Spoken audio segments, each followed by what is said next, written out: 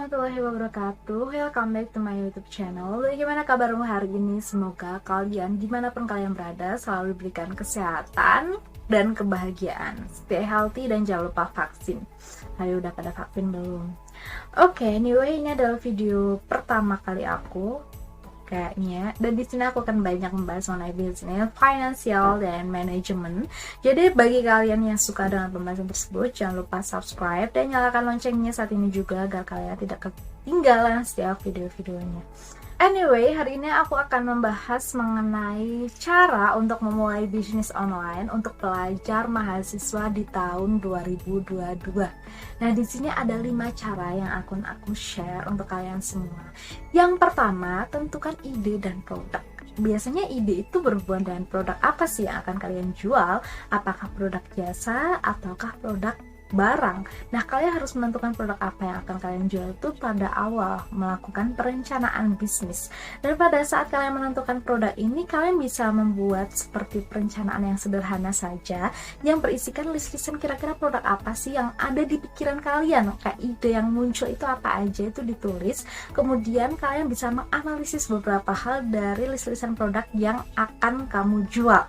Nah, kamu bisa menganalisis baik dari segi peluangnya itu bagaimana, kemudian siapa target pasarnya, kemudian bagaimana keadaan pasarnya, kemudian yang terakhir itu bagaimana keadaan kompetitornya, apakah ketat atau sedang atau tidak ketat sama sekali gitu. Nah, dalam menentukan produk ini usahakan kamu itu melihat dari segi pasar, karena memang kunci dari bisnis itu ada tidaknya pasar.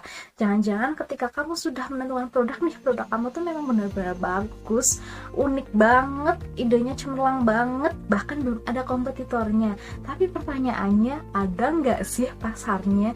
Jangan-jangan produk seunik itu belum ada nih pasarnya. Jadi diusahakan kalian memilih produk yang menguntungkan, pasarnya ada, pasarannya luas, dan kalian juga memasarkannya mudah, apalagi via online ya. Kemudian nih, setelah yang pertama itu, yang kedua, setelah kalian menentukan produk itu, kalian bisa melakukan persiapan. Nah, persiapan apa aja sih yang dibutuhkan? Yang pertama itu ada persiapan modal dan persiapan mental. Nah, persiapan modal itu kalian udah tahu lah, kalian juga harus menyiapkan dananya, kalian juga harus membuat produknya nih, apabila dalam bentuk produk dan jasanya nih, kamu juga harus praktik terlebih dahulu, produknya kamu harus bikin terlebih dahulu, apakah produknya tuh udah layak dijual atau belum, dan pokoknya berhubungan dengan dananya dan sebagainya. Itu adalah persiapan modal. Nah, yang paling penting nih, yang gak boleh dilupain, dan biasanya tuh dilupain itu persiapan mental. Nah, persiapan mental itu apa? Jadi mental itu adalah bagian dari modal yang gak berwujud atau hanya bisa dirasakan oleh pelaku usahanya saja. Persiapan mental ini diperlukan karena ketika kalian menjalankan suatu bisnis itu pasti kalian tuh gampang nih, dikit-dikit ya lagi jalan nih baru beberapa bulan, produknya gak laku, putus asa, nyerah, gagal dikit, ngeluh. Dan ya itu permasalahannya itu pada mental kita gitu loh. Mental kita tuh udah siap atau belum, dan mental itu adalah hal yang memang harus dipersiapkan di awal gitu loh. Dan gimana sih secara mempersiapkan mental? Jadi kayak sebelumnya ya, ketika kalian mempersiapkan mental itu, kamu juga harus mantapin produk kamu tuh apa, tujuan dari bisnis kamu tuh nantinya apa gitu loh. Jadi ketika kalian putus asa, kalian ingat-ingat lagi, oke, tujuannya tuh apa, mungkin jadi produsen kaleng terbesar dari emas di Indonesia kayak gitu loh. Jadi kayak untuk mentalnya ini, kamu juga harus menentukan visi misi dari perusahaan kamu mantapkan diri kamu, karena memang tantangan kedepannya itu lebih besar, dan tantangan yang memang sering dihadapi oleh pemula, oleh pengusaha, siapapun pengusaha, baik pemula kalau udah berjalan lama itu, mereka itu berganti bisnis dengan cepat. Apalagi nih ngeliat rekan bisnisnya itu yang udah sukses duluan, dan kalian itu langsung berganti bisnis gitu aja mengikuti rekan kalian gitu. Dan ini tuh adalah hal yang memang dihadapi oleh setiap pelaku usaha. Misalnya nih, biasanya kan untuk bisnis itu baru berjalan itu lihat keuntungannya tuh 5-10 tahunan lah. Kadang ada yang 1 tahun nih udah nyerah karena dirasa bisnisnya tuh kok gitu-gitu aja gitu loh. Padahal itu wajar gitu loh, dan jadiin pelajaran aja, karena kunci dari bisnis itu nikmatin prosesnya. Bisnis itu soal eksekusi yang dilakukan secara berulang-ulang, dan tepat gitu loh. Jadi kayak kalian tuh harus nikmatin aja prosesnya, karena setiap proses bisnis ini adalah pelajaran penting bagi pelaku usahanya. Nah, kemudian nih, setelah kalian sudah mempersiapkan mental, kemudian produknya juga sudah layak untuk dijual, kamu bisa mulai berjualan di marketplace. Kenapa marketplace? Kamu harus tahu dulu marketplace itu apa. Jadi marketplace adalah tempat bertemunya antara pembeli dan penjual secara virtual. Nah, kenapa harus marketplace? Karena pengunjung marketplace itu sebagian besar mereka tuh memiliki setidaknya 90% minat untuk membeli suatu barang. Jadi nggak kayak di sosmed ya. Jadi kayak mereka tuh buka marketplace memang mereka tuh niat untuk membeli suatu barang gitu loh. Dan ketika kalian memasarkan ke marketplace terlebih dahulu, itu besar kemungkinan produk kalian itu akan dilirik oleh calon customer kalian. Nah, ketika kalian menggunakan marketplace itu, kamu harus memilih marketplace yang memang sudah terkenal dulu ya. Jadi seperti kayak Shopee, Lazada, Tokopedia, Bukalapak, dan sebagainya yang memang sudah terkenal. Dan untuk penjelasan mengenai marketplace ini akan aku jelaskan di next videonya ya. Nah, setelah marketplace ini, ketika sudah besar ya nantinya produk kalian itu, kalian juga bisa beralih ke website. Jadi ada marketplace dan juga website. Kenapa sih? Penting gak sih seorang pembisnis itu punya website? Itu penting sekali, karena website ini akan meningkatkan kredibilitas dari toko kamu.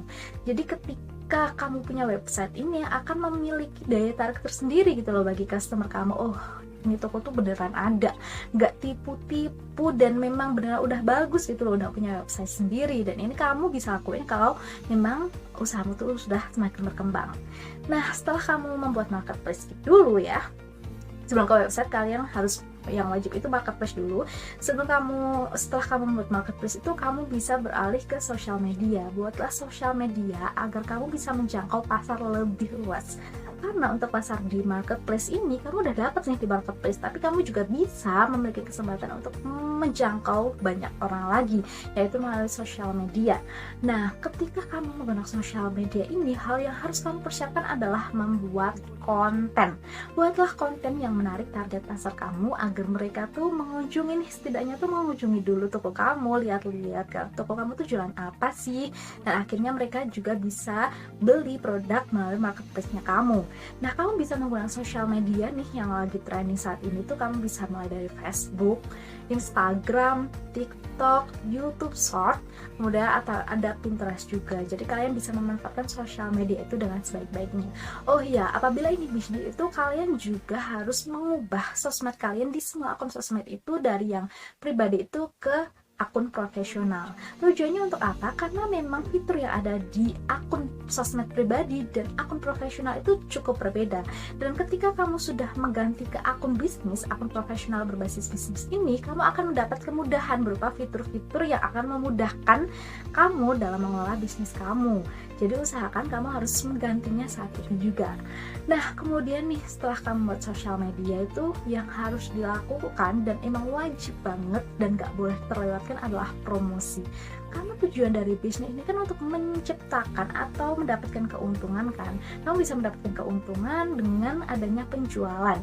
Nah, tujuan dari bisnisnya adalah penjualannya itu. Jadi untuk mendapatkan penjualan itu, kita harus melakukan yang namanya promosi.